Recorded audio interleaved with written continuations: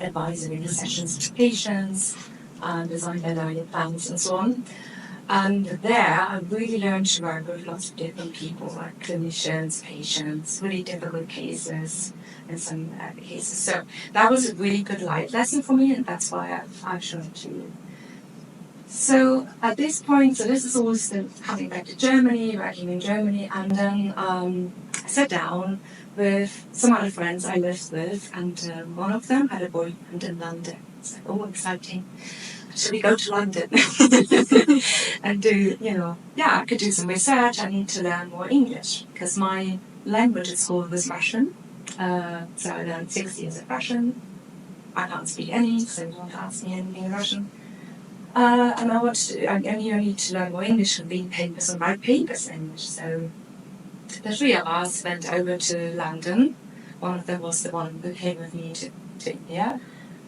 We moved into the boyfriend's house, found jobs, and this is how I ended up. Sorry, expressing the wrong thing. I ended up for the first time in UCL, and this is now many, many years ago. Probably can't see the date. Anyway, I worked in David Becker's lab. We worked on a wound healing product called Nexagon. So it was a developmental biology lab. And one of the people in my lab was very, very inspiring, Miss Pichula. She's now the director of a health company. She was very driven in what she wanted to do and like a real role model for me. So she was a postdoc in the lab under David, and I was a technician. So I worked very closely with her. And she said, I think you're more than capable of doing a PhD. And I said, I really want to do a PhD. And we had a lot of fun. We actually developed this wound healing product that press release about it. That's David. We went to New Zealand for 3 weeks to work with David's collaborator, with our collaborator, and I had a great time. But I did this for 2 years, and I had enough of developmental biology. I found it a little bit, it wasn't down my line. I wanted to do biochemistry. So I was looking for a biochemistry PhD, and was invited for an interview in Queen Mary. And the interview was not very long, it was maybe half an hour, very different to now. It's like, do you want to start? When can you start? Next week? Good. Right, here is a tour of the department. Perfect, you can start. So, that was my interview. I started at Queen Mary, my PhD, so after 2 years in UCL, on probably the most complex biochemistry project I could have imagined. So this is probably the largest, most complex molecule in life, vitamin B12 or adenosine. So I was working on the biosynthesis of this molecule. There's 30 enzymatic steps, 2 different routes, anaerobic and aerobic. I was working on the anaerobic route in a glove box for 3-4 years. So that was interesting.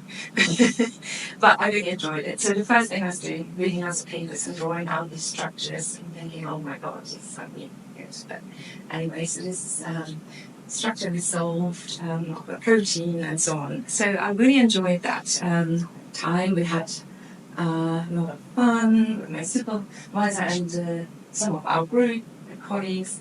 So I was working under Martin Warren. He was a really nice supervisor.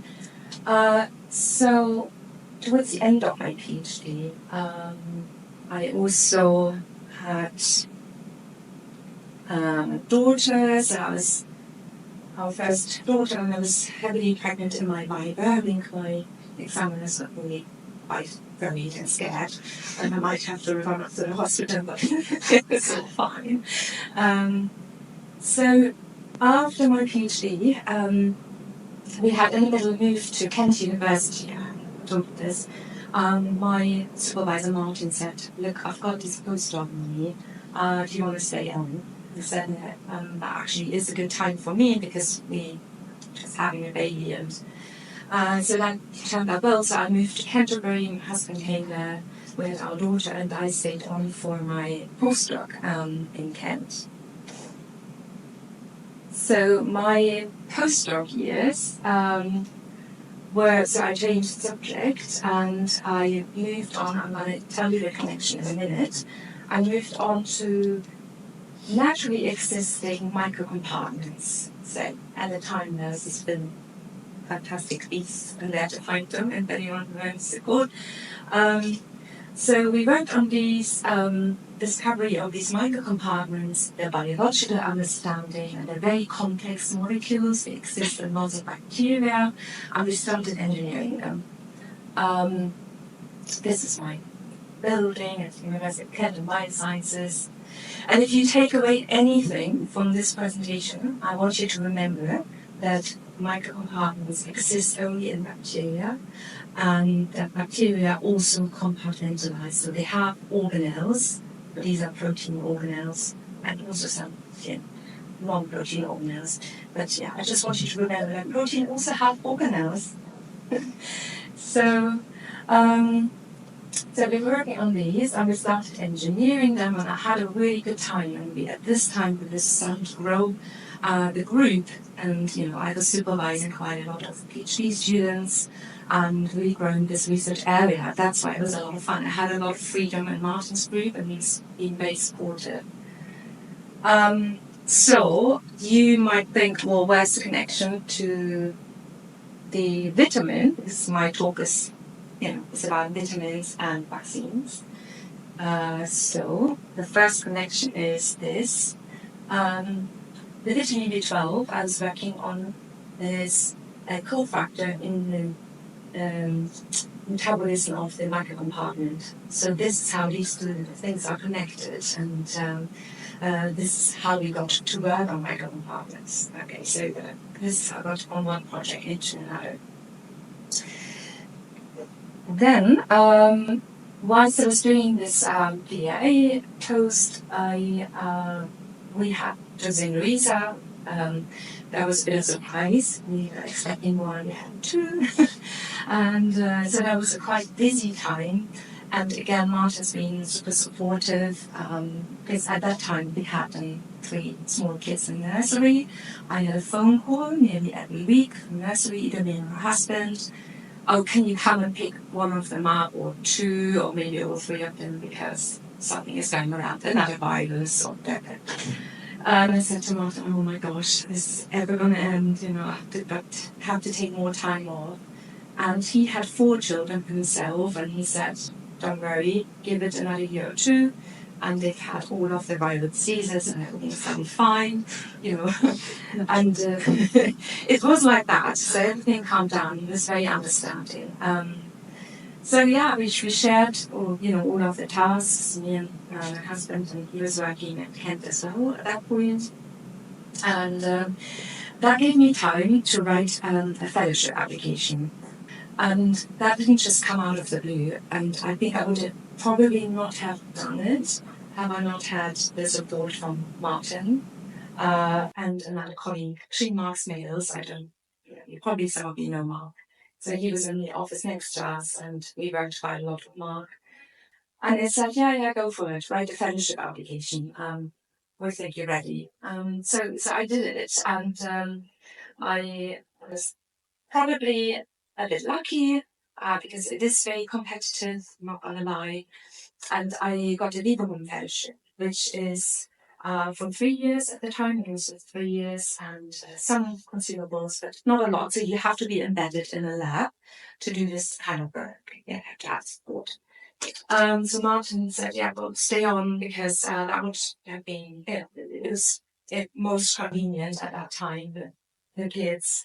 Although it's probably career-wise not the best move, because should at some point move on, experience different environments. It was for me personally, for our family, the best thing to do. So I stayed at Martin's lab and started this fellowship.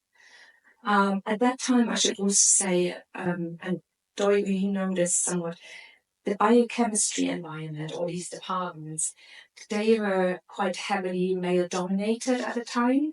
So the staff was almost more than 90% male academic staff. there was one female professor.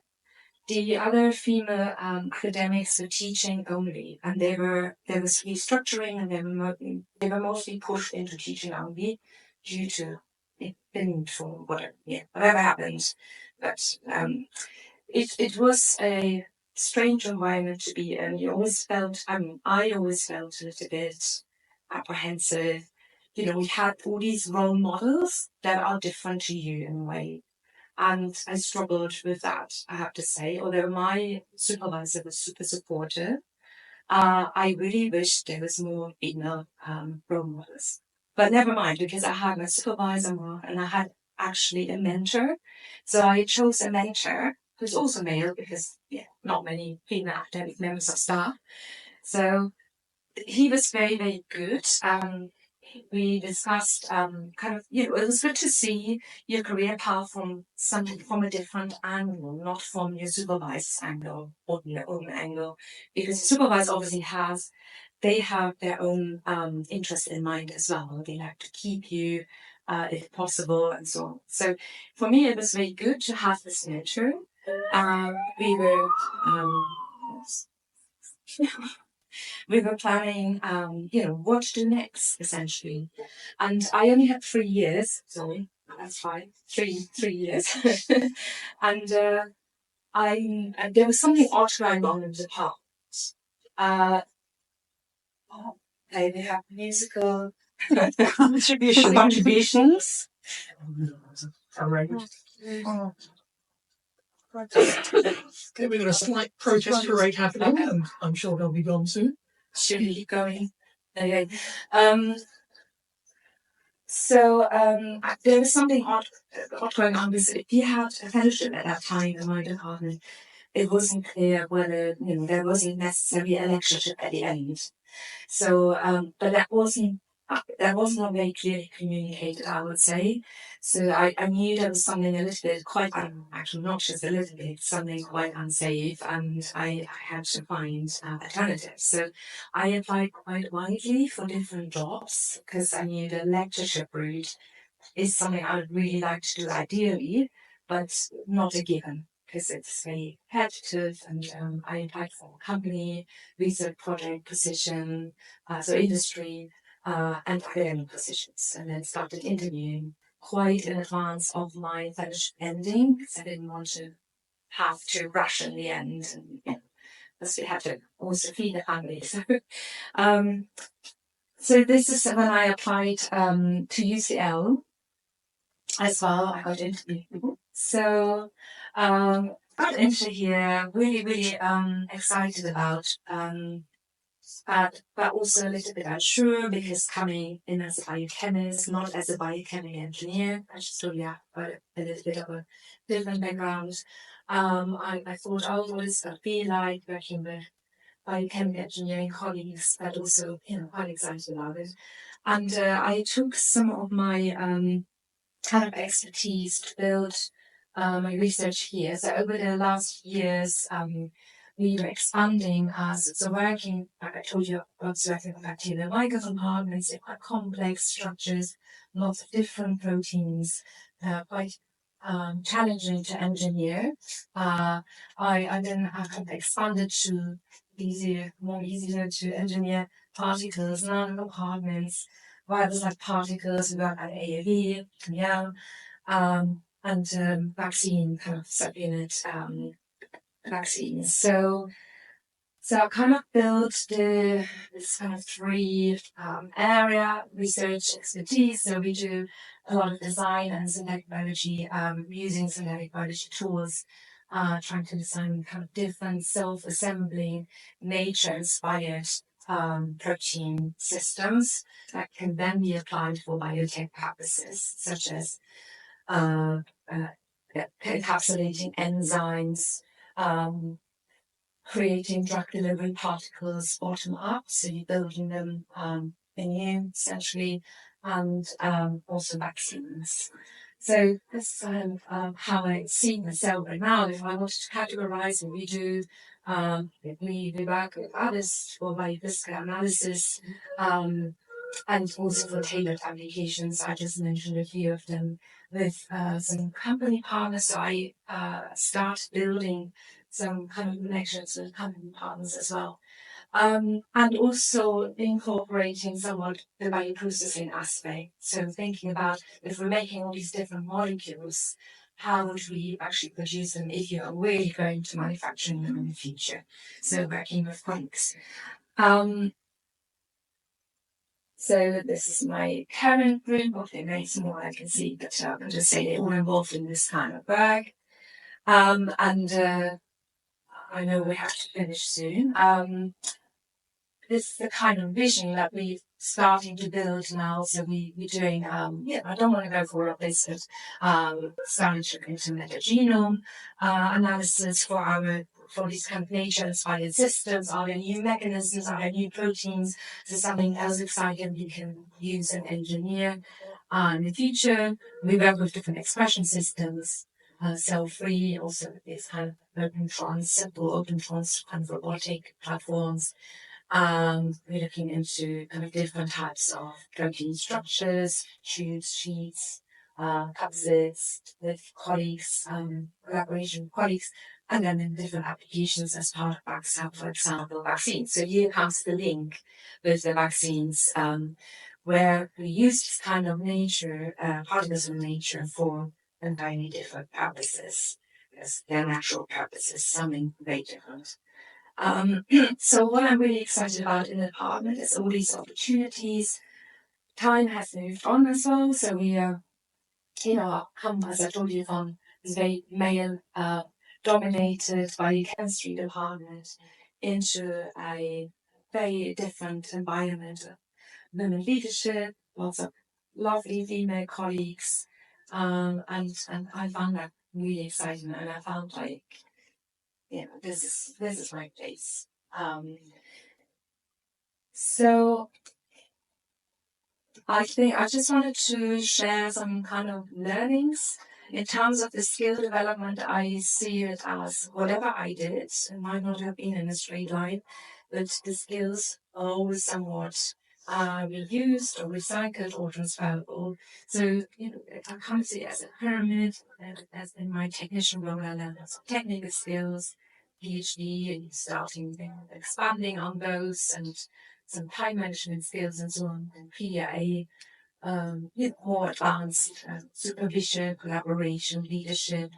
In the fellowship, you become much more independent in those kind of skills. You have to make more decisions, mentoring, budgeting, financial responsibilities, and then, lectureship, associate professorship. So you really, it become a much more of a leader, write grants, and you sit in more committees. You can become more implement. You can influence. Maybe you get involved in policies, like we have opportunities in the backside, for example. We have advisory roles and so on and so forth. So these skills really grow with you over time. And I think there's a lot of things I've learned on the way.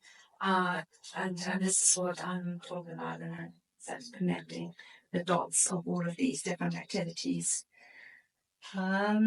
So I think if I had to give some kind of advice, takeaway messages, these are the ones I'm relating from my perspective. So follow your passion. I think that's really important. For me, it was. So do the things you feel are interesting to you in your career, whatever your next steps are. Build on your strength and learn from mistakes. Don't be too afraid to make them. Build a network. So really don't burn bridges. We're doing that. We have to learn to work with different people. We work with them every day, and it's good, good training. And you never know who's going to be on your grant review panel, or who's going to be, reviewing a paper or whatever it is. So I would say always keep that in mind. Be good citizens, so be proactive, take roles, consultancy, give advice. But maybe go to this one here and say yes, as much as you can, but also when to say no sometimes. I find that really difficult. I sometimes say too much yes, and then I get into problems of timing. Um, yeah, be creative, find a mentor, and be a mentor. I think that's really important to me. I think that can make all the difference, particularly if you're not sure about things or, it's good to get feedback from outside. Um, yeah, start to become a leader. A leader can be a lot of this, at every level. You can be a leader being a CEO of a company, or you can be a leader in your lab or at any activity you do. And finally, and I think you hear that all the time, build resilience. We keep saying it because it's not always easy, and we're looking at the world is very quite interesting in some places, as you know. So building resilience is important because now when we write grant applications, so many get rejected. It's very upsetting, but then you just get out and you do it again. And I had all these learnings and this long list, and then I read an article, I think it was in the Guardian, and it said, "Oh, you can ask ChatGPT what your superpower is." So I was thinking, why did I collect all of this knowledge? I could have asked ChatGPT because it knows from my searches who I am and what my superpower is. So I did it. I asked it, and it said my superpower is, oh God, I've got a name. It is strategic resilience. That's my superpower, and that's the symbol of my superpower. So I asked her to make a picture as well. And I thought, actually, it's not that bad. I don't know how I got it because I'm Googling recipes and stuff. Not really. I'm asking it for recipes and life advice, but actually, from those prompts, they actually didn't get it too wrong because I think, some of these decisions came from a little bit intuition, but also opportunity and curiosity. I'm thinking about, oh, I really want to do this. And when I know what I want to do, that's me personally, I'm not saying anything about, as I say, when I know what I want to do, so this is a compass, by the way, that's not like the blue one. I kind of plan it and then I go for it. It's the, it's the arrow. So that's how I'm going to end. So maybe ChatGPT is superpower. Take home message. Thank you.